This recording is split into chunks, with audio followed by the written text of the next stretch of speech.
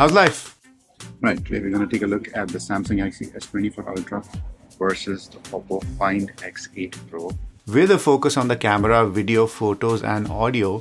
But before that, let's just see how these do as phones. First up, design. Both phones are flagship devices, but which one has the better design approach? The S24 Ultra has that classic boxy look, very angular, sharp. Basically, like it's a chonker.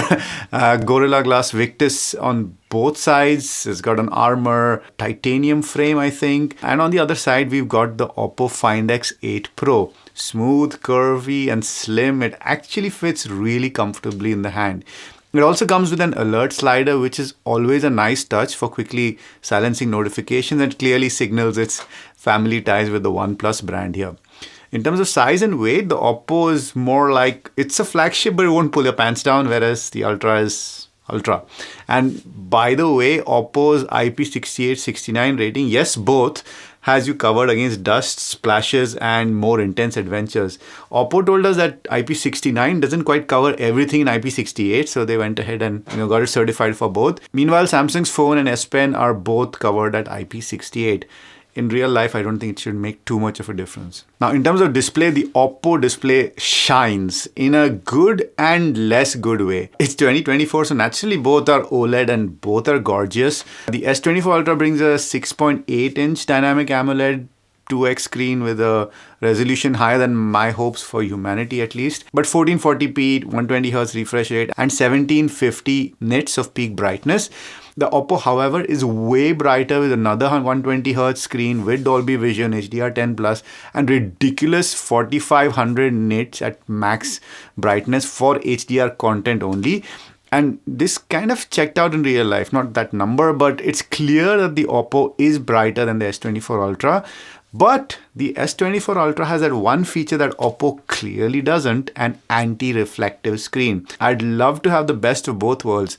But again, clear strengths and weaknesses on either here, but the Oppo definitely has a brighter screen. Under the hood, the S24 Ultra is rocking the Snapdragon 8 Gen 3. The Oppo Find X8 Pro, on the other hand, comes with the MediaTek Dimensity 9400. The Oppo should have the better chip here given all the specs and comparisons you can find all over the internet. But in real life use, I think both of these are beasts and you should be plenty satisfied unless your processor peeping. Not sure you can do that except with microscopes.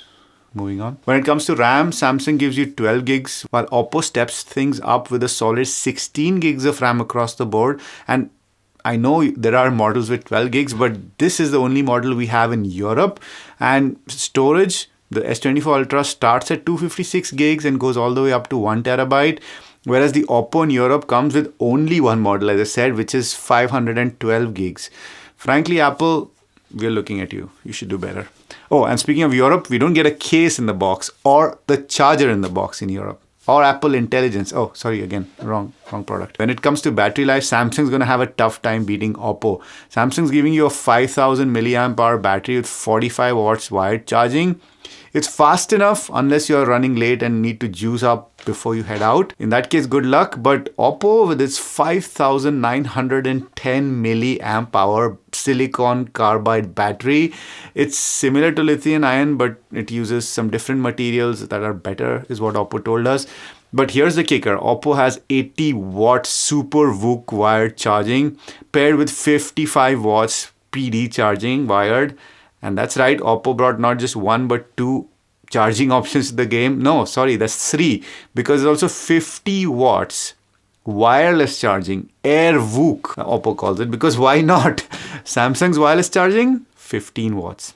However, one thing to note is like for Oppo's things to work well, the charging bits, you're going to have to use Oppo's chargers. All right, we're coming to the cameras, but before that, it is software time. Both are running Android out of the box. One UI offers a nice experience. I'm kind of used to One UI now because I've used Samsung for many years, but it can still feel a bit overwhelming at times. ColorOS 14 is new to me. It feels snappier, is a bit more iOS inspired, but animations feel quite smooth and it's more minimalist interface, maybe not, but anyway, they're kind of different. But let's dig deeper. Oppo's got some neat tricks up its sleeve in the OS. It's got touch to share that lets you share with Android or Windows or iPhone from your share menu. I was super excited about airdropping stuff to my Mac and my phone. Then I realized you need to install an app on iPhones, and that's how this works. Oh well, at least there's an option. There's AI-powered summary, speech, and writer tools, not to mention Gemini, Circle to search.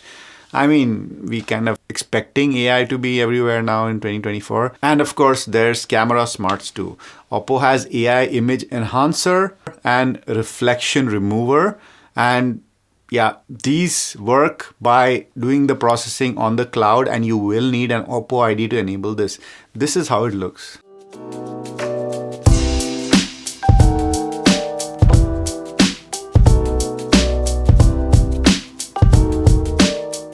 And Samsung promises 7 years of OS and security updates, while Oppo promises 5 years of Android updates and 6 years of security. Now, neither is bad, and we're happy we're at a stage where we're deciding between 5, 6, 7 years versus the old days where after 1 year you were kind of screwed. And then there is bloatware. The Oppo has a bunch. It just doesn't have Facebook, TikTok, Fitbit, LinkedIn, and Booking.com pre-installed. But I found out after I got home from the Oppo event, it had also newly installed Temu. Samsung isn't bloat-free either here and does give you a bunch of Samsung apps, Microsoft apps, Google apps, making it also feel like a less premium experience, and of course Facebook as well. In terms of extras, Samsung has the S Pen, which is great if you like sketching, taking notes, or editing images. I can't count the number of times I've edited thumbnails for our channel on it. Oppo, meanwhile, out of pure coincidence and with no relation to what's happened with the iPhone, has introduced the camera button for its camera.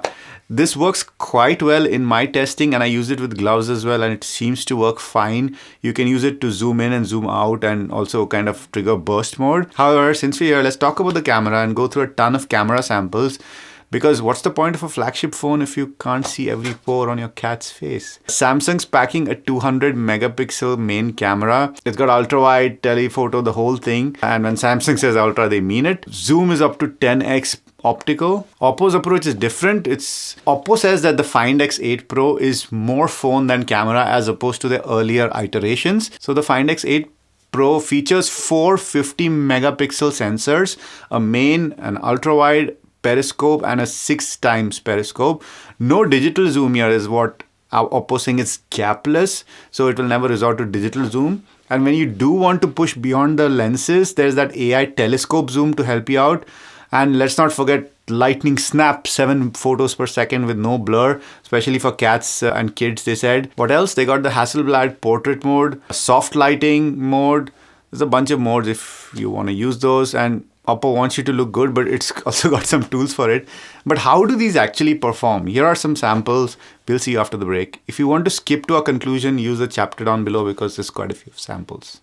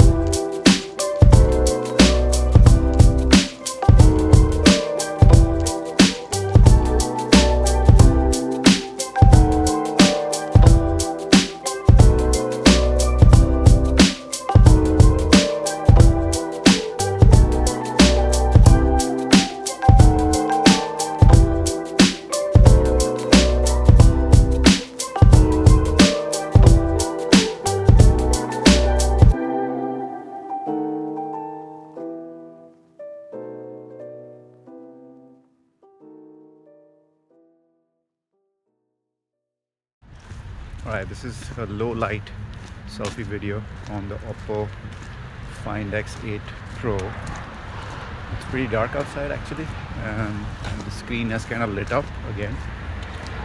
So how does it look?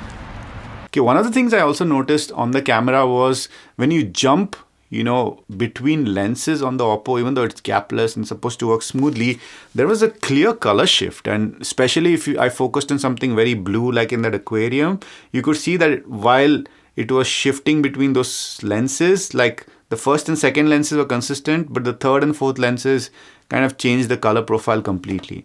But overall, I thought the 6x lens on the Oppo was super pleasant and very, very nice to use. I don't know if you guys noticed this, but I think it's possible to make anything look good with that Hasselblad Oppo watermark at the bottom. I mean, I took these random pictures and then this picture of a garbage can. Nice, right? This random sign? Whoa! This one? Artsy. This one of me? Okay, I guess it hit the limits of what it can fix. Moving on, which one of these to get? Now, in terms of price, the Samsung is now almost a year old, and therefore you can get great deals on it, including on Black Friday and pre-Christmas sales. Oppo's pricing is still flagship at 1,149 euros, but it is the 512 gig variant with 16 gigs of RAM, and they throw in a free pair of Oppo Enco X3i earbuds for free. Yeah, that free pair is for free. Full review on that coming soon to our main channel, DHRME, so subscribe there for audio content. Subscribe to us because this is a smaller channel. I feel like the Oppo has a clearly superior camera system, albeit with a few flaws. Like we said, a fast processor and more RAM, better battery life and charging and a brighter screen, but that's not surprising. It's a newer phone. The Ultra at this point is almost a year old, but it still holds its own on some fronts, and for a lot of us, that Samsung ecosystem is hard to break out of, especially with the good deals they throw in and that longer term software support and that beautiful glare-less screen and the S Pen. Sorry, I don't have a conclusion for you guys, but I think you know which one you'd pick. End of life.